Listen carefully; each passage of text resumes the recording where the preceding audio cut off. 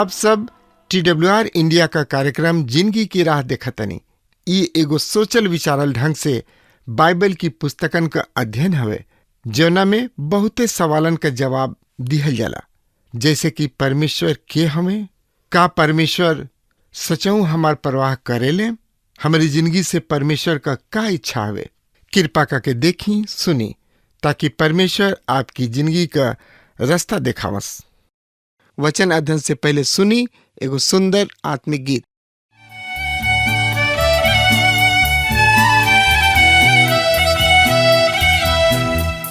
गाँव के भैया और बहिनी आई प्रभु के गुण गाई। गाँव के भैया और बहिनी आई प्रभु के गुण गाई। प्रभु महान बाड़न जग के रचैया, प्रभु महान बाड़न जग के रचैया। गाँव के भैया और बहिनी आई प्रभु के गुण गाई। गाँव के भैया और बहिनी आई प्रभु के गुण गाई।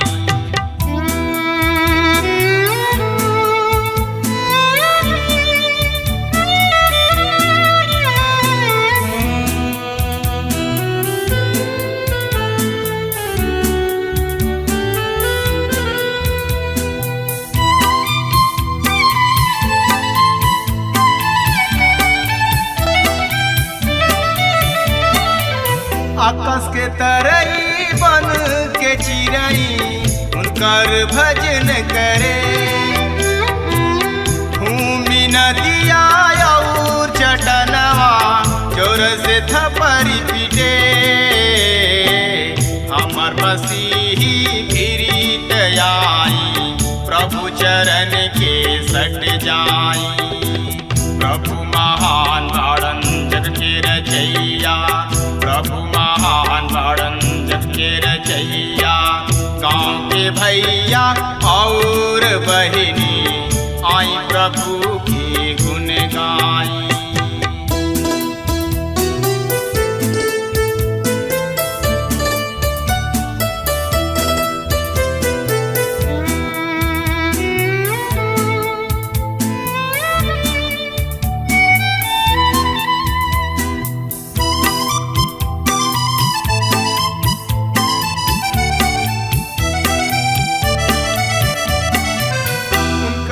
अगिया जे न मानी पापों में गिरत जाई। नरक के राजा सैतानवा उनके में वास करी।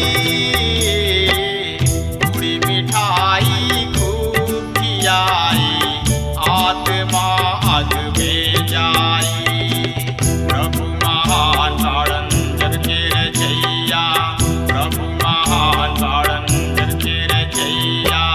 गाँव के भैया और बहिनी आई प्रभु के गुण गाई।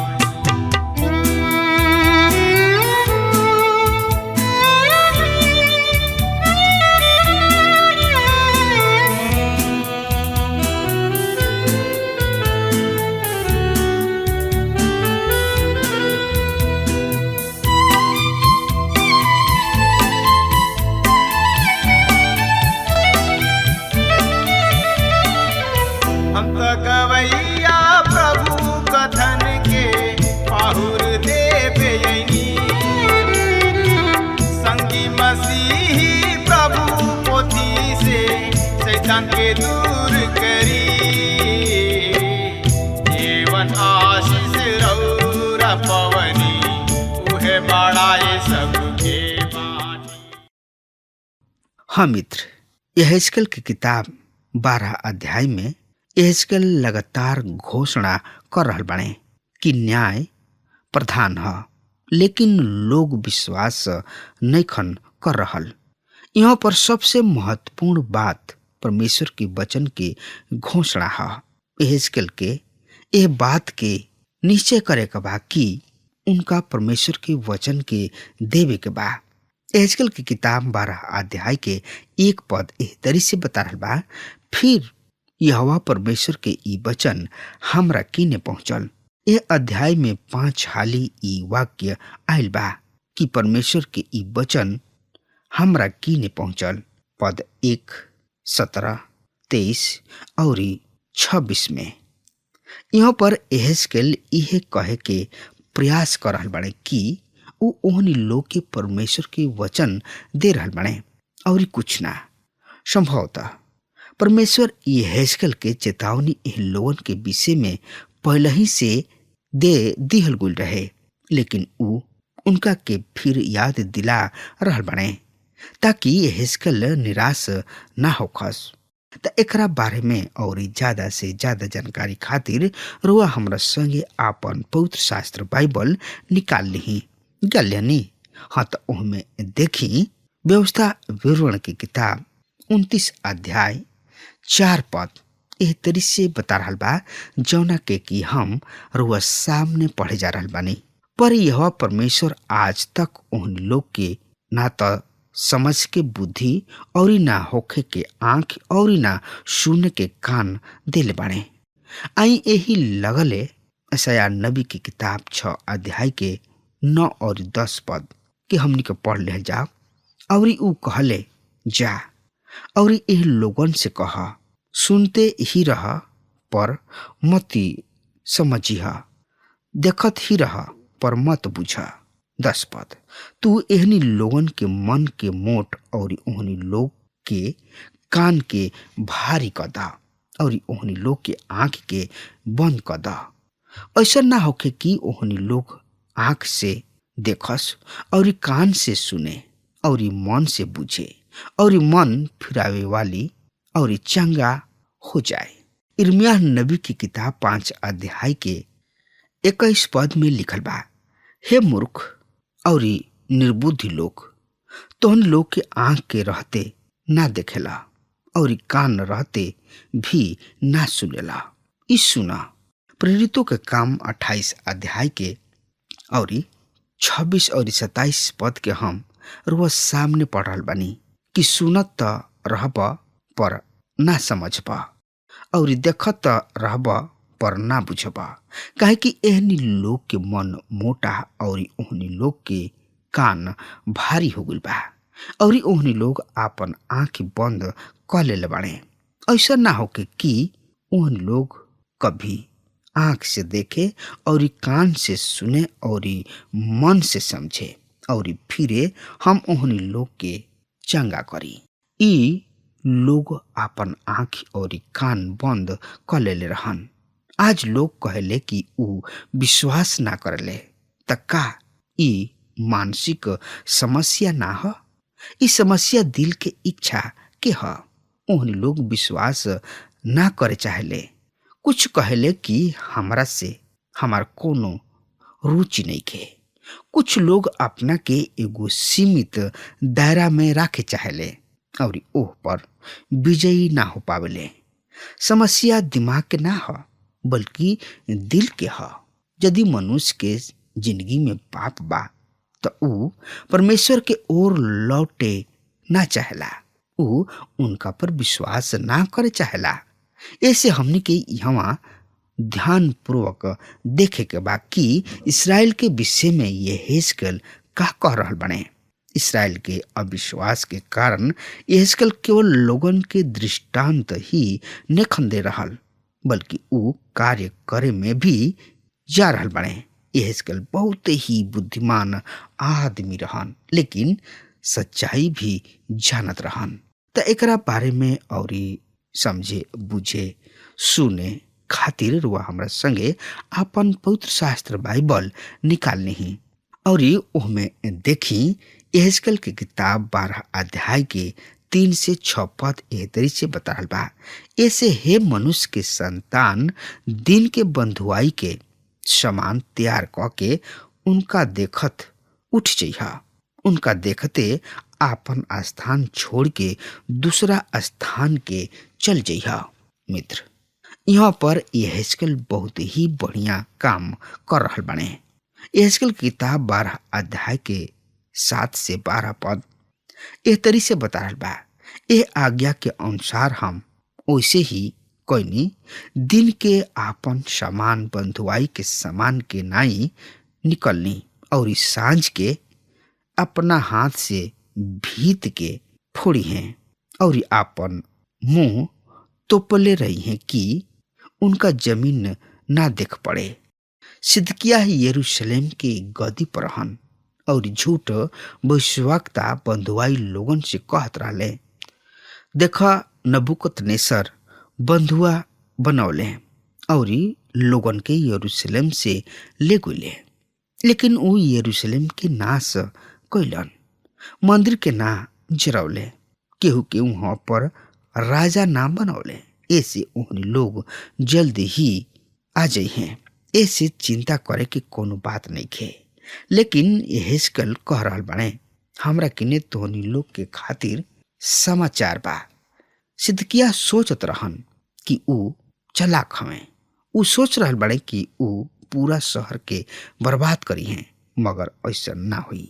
ऊ तो उस जमीन के देख भी ना पई हैं। कारवा जानतानी कि सिदकिया काहे ना उस जमीन के देख सकेले। तो एकरा बारे में रुआ हमरा संगे आपन पवित्र शास्त्र बाइबल निकाल ली गलनी ह तो उनमें देखी दूसरा राजा के किताब 25 अध्याय के 1 से 7 पद एह तरी से बता रहल बा। और सिदकिया बाबेल के राजा से बलवा कोइले। उनका राज के 9वां बरिस के 10वां महीना के 10वां दिन के बाबेल के राजा नबूकदनेस्सर आपन पूरा सेना लेके यरूशलेम पर चढ़ाई कर ले और उनका किने छावनी कके उनका चारों ओर कोट बनौले और नगर सिदकिया राजा के 12वां बरिस तक घेराइल रहले। चौथा महीना के 9वां से नगर में महंगी यहाँ तक बढ़ गई, देश के लोगन के खातिर कुछ खाए के ना रहल। तब नगर के शहर पनाह में दरार कोल गई और दोनों भीत सब के बीच जौन की फाटक राजा के बारी के निकट रहे, ओ राह से सब योद्धा रात ही रात निकल भगले। कसदी तो नगर के घेर ले रहे, पर राजा अराबा के राह लिहले। तब कसदी सब के सेना राजा के पीछा कैले और उनका के यरीहो के पास के अराबा में जा लिहले और उनकर पूरा सेना उनका कीने से तितर बितर हो गई। तब ऊ राजा के फाड़ के रिबला में बाबेल के राजा के पास ले गए और उनका के दंड के आज्ञा दिहल गई और ऊ सिदकिया के बेटा सब के उनका सामने घात गले और सिदकिया के आँखी फोड़ डाले और उनका के भीतर के बेड़ी सब से जकड़ के बाइबल के ले गए। आई यही लगले हमनी के पढ़ी जा यहेजकेल के किताब 12 अध्याय के 17 पद से 19 एह तरी से बता रहल बा। तब यहोवा परमेश्वर के ई वचन हमरा किने पहुंचल, हे मनुष्य के संतान, कापत हमरा रोटी खइहा और थरथराट और चिंता करत आपन पानी पीहा और यह देश के लोगन से यह दरी कहिहा कि परमेश्वर यहोवा यरूशलेम और इस्राएल के देश के निवासी सब के विषय में यह तरी से कहले, ऊ आपन रोटी चिंता क के साथ खई हैं और आपन पानी विस्मय के साथ पिए, काहे कि देश आपन सब रहे वाला के उपद्रव के कारण आपन सब भरपूरी से रहित हो जाई हैं। यहाँ पर हम देख रहल बानी कि इर्मिया कतना भयानक संदेश उन्हीं लोग के दे रहल बाने। त एकरा बारे में और ज्यादा से ज्यादा जानकारी खातिर रुआ हमरा संगे आपन पवित्र शास्त्र बाइबल से देखी यहेजकेल के किताब 12 अध्याय 22 और 23 पद एह तरी से बता रहल बा। सुनी ध्यान से, हे मनुष्य के संतान, ई का कहावत ह जौन की तोहन लोग इस्राएल देश में कहल करेला कि दिन अधिक हो गइल बा और दर्शन के कोनो बात पूरा नहीं के भइल। ऐसे उन्हीं लोग से कहा, प्रभु यहोवा परमेश्वर एह तरी से कहताने, हम एक कहावत के बंद करब और ई कहावत इसराइल पर फिर ना चली। और तू ओहनी लोग से कह कि उ दिन निकट आगुल बा और ई दर्शन के सब बात पूरा होके वाला बा। यहेजकेल कह रहल बाड़े कि परमेश्वर अभी तक धीरज धैले रहले, उ धीरजवान हवे, लेकिन अब उ प्रतीक्षा ना करी है। यहेजकेल की किताब 12 अध्याय के 28 पद में एह तरी से लिखल गइल बा, सुनी ध्यान से। ऐसे तू ओहनी लोग से कही ह, प्रभु यहोवा एह तरी से कहताड़े, हमरा कोनो वचन के पूरा होखे में फिर देरी ना होई, वरन जवन वचन हम कहीं सो उ निश्चय पूरा होई। प्रभु यहोवा परमेश्वर के इहे बाणी ह, यानी कि इहे कथन ह। हर एगो जन विश्वास करला कि आवे वाला भविष्य बहुत ही सुघर होई। प्रिय मित्र, केवल एक ही चीज बहुत ही सुघर बा कि प्रभु आई हैं और ये अपना कलिसिया के उठा के ले जाई हैं। ये एगो आशा है हमनी खातिर, जौन कि हम सबनी किने बा। इस संसार बढ़िया नइखे होखे जा रहल और हमनी के शांति भी नइखे मिले वाला। मनुष्य कौनो नया संसार बनावे नइखन जा रहल। आई अब हमनी के देखल जाओ यहेजकेल की किताब 13वां अध्याय के।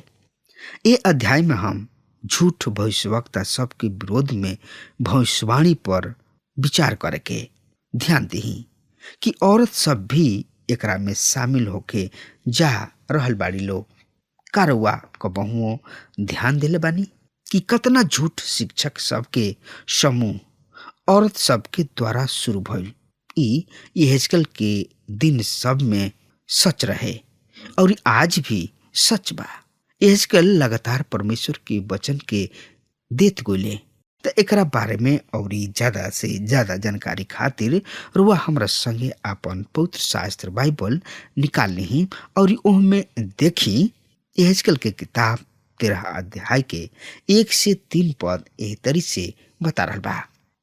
यहोवा परमेश्वर के ई वचन हमरा किने पहुंचल, हे मनुष्य के संतान इसराइल के जौन भविष्यवक्ता अपना ही मन से भविष्यवाणी करेले, ओहनी लोग के विरुद्ध भविष्यवाणी क के कह, यहोवा परमेश्वर के वचन सुन लोग।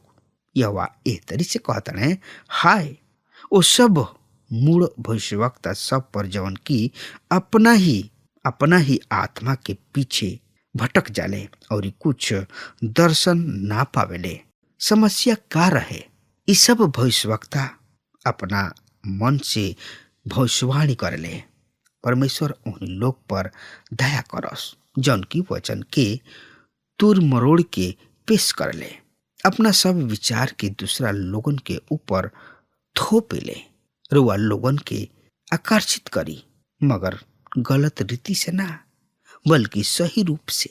लोग कहले कि यरूशलेम में सब कुछ बढ़िया बा। त आई एकरा बारे में औरी जाने विचारे खातिर रुआ हमरा संगे पवित्र शास्त्र बाइबल में देखी यहेजकेल की किताब 13 अध्याय के 17 और 18 पद एह तरी से बता रहल बा। फिर हे मनुष्य के संतान, तू अपना लोगन के स्त्री सब से विमुख होके जौन की अपने ही मन से भविष्यवाणी करेली, ओने के विरुद्ध भविष्यवाणी क के कह, प्रभु परमेश्वर एह तरी से कहताणे, जवन स्त्री सब यानी कि औरत सब हाथ के सब जोड़ सब के खातिर तकिया सियली और प्राणी सब के अहेर करे के सब तरीके मनुष्य के आंख तोपे खातिर कपड़ा बनावेली, ओन लोग पर हाय का तू हमरा बजा के प्राण के अहेर क के आपन निज प्राण बचा रखब। यहेजकेल गलत भविष्यवक्ता सबके सामना कर रहल बने। त एकरा बारे में औरी जानकारी खातिर वह हमरा संगे आपन पवित्र शास्त्र बाइबल में देखी और ओ में निकाल ली उत्पत्ति के किताब 10 अध्याय 8 और 9 पद हमरो सामने पढ़े जा रहल बनी। और कुश के वंश में निम्रोद भी भइले। पृथ्वी पर पहिला वीर उहे भइले। ऊ यह परमेश्वर के नजर में पराक्रमी शिकार खेले वाला ठहरले। ऐसे ई कहावत चलल बा कि निम्रोद के समान यह परमेश्वर के नजर में पराक्रमी शिकार खेले वाला।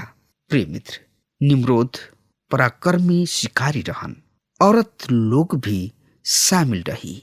त एकरा बारे में और ज्यादा से ज्यादा जानकारी खातिर रुआ हमरा संगे आपन पवित्र शास्त्र बाइबल निकाल ली और ओहमे देखी पहला पतरस 2 अध्याय 1 पद एह तरी से बता रहल बा एकरा बारे में।